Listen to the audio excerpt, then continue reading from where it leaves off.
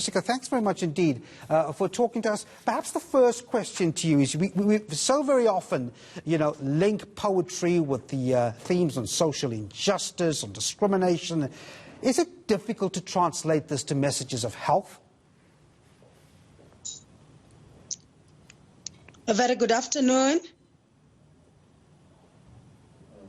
Well, I'm not quite sure if Jessica can hear me. Jessica, can you hear me now?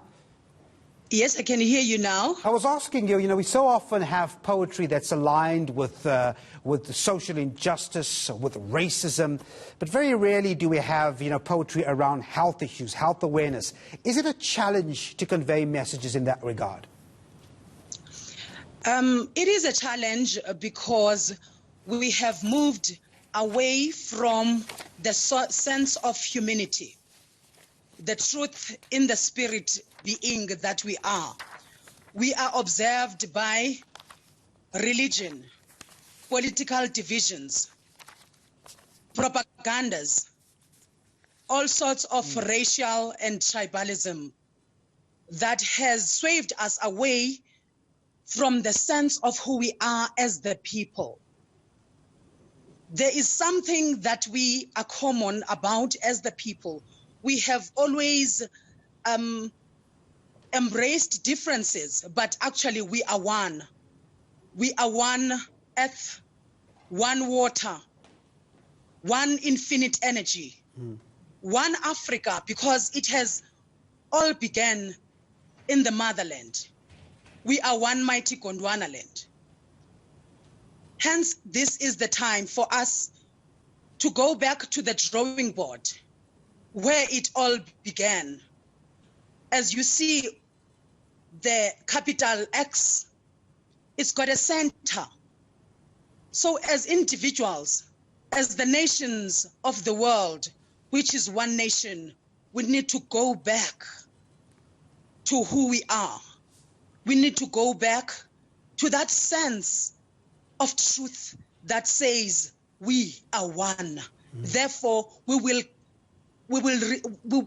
regain the strength, because we are the ones who have made it possible for the world markets to be what they are today.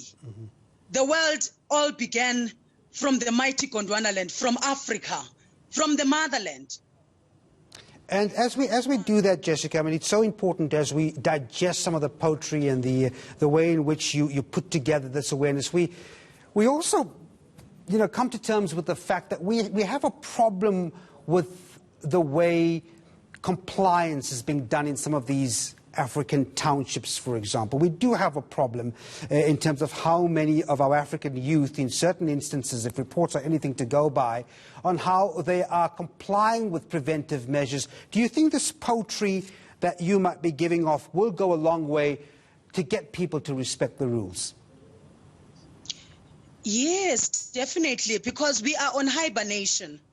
We have actually acquired more than we think we do not have. We have established relationships, and as the people, we are centered in the spirit of Ubuntu. I am because you are. You are because I am.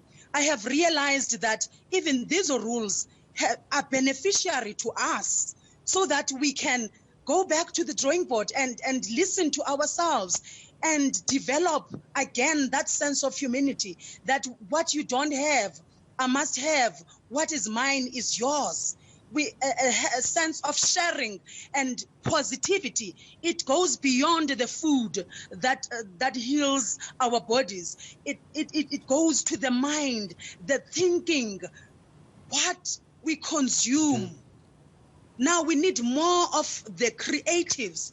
And actually, as the people, we are the creatives. We create every day. We are the human capital, which are the scarce skills when they call it in the modern slavery way, that we are the scarce skills. We are the human capital. We can do anything in our environment. We need to look at our environment and monitor the value chain of our environment. We've got so much around us than what we want to acquire out there.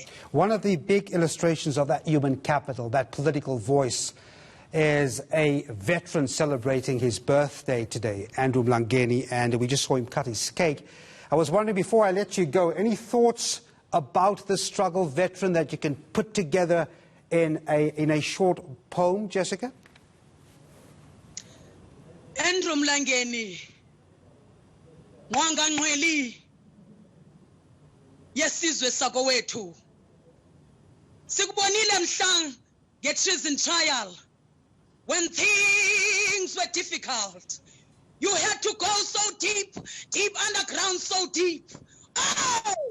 Sithe Nkosi kwedini ngokuvuselela izazela zakwethu ngale mvabi ihlukuhlwa ngama-Afrika nengqondo ngaphandle kwakho kaloku besophala lisizwe sikakhuse sithi phila ngonaphakade Andrew Mbangeni phila ngonaphakade. Oh, thanks very much indeed there. It's in praise of Andrew Mbangeni. Jessica, thanks indeed for talking to us.